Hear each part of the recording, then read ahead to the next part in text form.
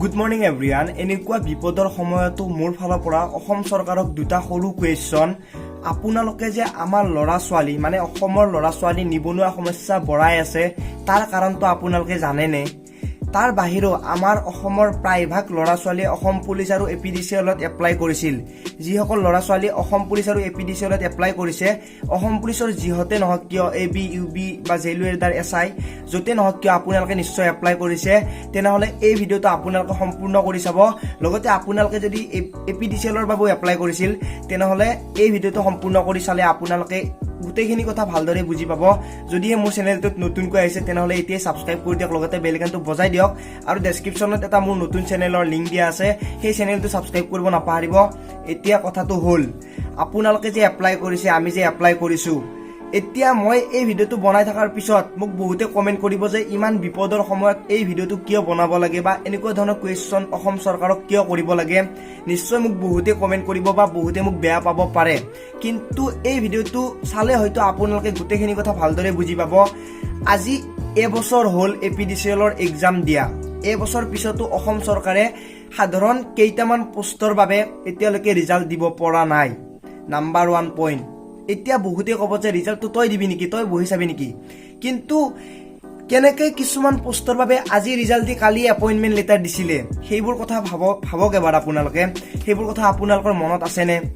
আজি ৰিজাল্ট দিছে, ৰাতিৰ ভিতৰতে এপইণ্টমেণ্ট লেটাৰ দি দিছে, কিন্তু আজি এবছৰ হ'ল অসম চৰকাৰে APDCLত এপ্লাই কৰা যিখিনি ল'ৰা ছোৱালী এক্সাম দিছিলে, তেওঁলোকৰ এক্সামটো দিব পৰা নাই।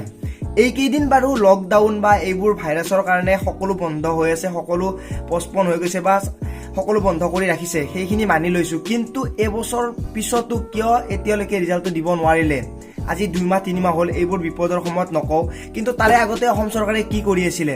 কিয় ৰিজাল্টটো দিব পৰা নাছিলে? কিয় ইমান লেট কৰি আছিলে? আৰু অসম চৰকাৰৰ যিবোৰ ল'ৰা ছোৱালী আছে, আমাৰ অসমৰ যিবোৰ ল'ৰা ছোৱালী আছে, নিবনুৱা সমস্যা কিয় বঢ়াইছিলে? এতিয়া অসম পুলিচৰ কথা কৈ আছোঁ। নিশ্চয় প্ৰায় 4 লাখৰো অধিক অসমৰ ল'ৰা ছোৱালী অসম পুলিচত এপ্লাই কৰিছিল, AB, UB, জেইলৱেদাৰ SI।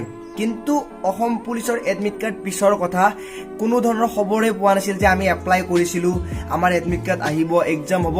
সকলো ল'ৰা ছোৱালীয়ে কেৱল দৌৰি আছিল। কিন্তু এনেকুৱা টাইমত এডমিট কাৰ্ড আহি গ'ল য'ত নেকি আমি মানে টোটেলি ভাঙি পৰিছোঁ। সকলো ল'ৰা ছোৱালীয়ে ভাঙি পৰিছে। ইমান দিন কষ্ট কৰাৰ পিছত, 2 বছৰ ধৰি কষ্ট কৰিছে, তাৰে পিছত এডমিট কাৰ্ডখন আহিছে। 2 বছৰ পিছত এডমিট কাৰ্ড। আপোনালোকে এবাৰ ভাবক, যদি কোনো ধৰণৰ নিযুক্তি প্ৰক্ৰিয়াই চলাব নোৱাৰে, তেনেহ'লে কিয়নো নতুনকৈ পদ মুকলি কৰি দিব লাগে? সেইবোৰ পদ মুকলি কৰি নিদিলেও হ'লহেঁতেন। যদি কোনো ধৰণৰ ৰিক্ৰুইটমেণ্টটো ষ্টাৰ্ট কৰিবই পৰা নাই বা ৰানিং ষ্টাৰ্ট কৰিব পৰা নাই, এডমিট কাৰ্ড দিব পৰা নাই, তেনেহ'লে পোষ্টবোৰ মোকলাই দি ল'ৰা ছোৱালীক কিয় ইমান দিন মানে আমাৰ নিজৰে লছ কৰি আছিলে, মানে অসমৰ ল'ৰা ছোৱালীৰ লছ কিয় কৰি আছিলে? মোৰ ফালৰ পৰা এইকেইটা কুৱেশ্যন অসম চৰকাৰক। আপোনালোকে চাগে মোক বেয়া পাইছে এই ভিডিঅ'টো বনোৱাই, যে এইবোৰ সময়ত এই ভিডিঅ'টো কিয় বনাব লাগে।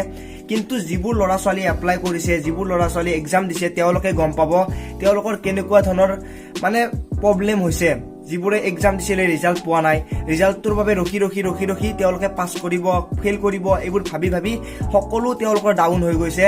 এইফালে অসম পুলিচৰ যিবোৰ ল'ৰা ছোৱালী এপ্লাই কৰিছিল, এডমিট কাৰ্ডৰ বাবে ৰখি কষ্ট কৰি ভাগৰি গৈছে। ইমান বেয়াকৈ ভাগৰি গৈছে কি ক'ম।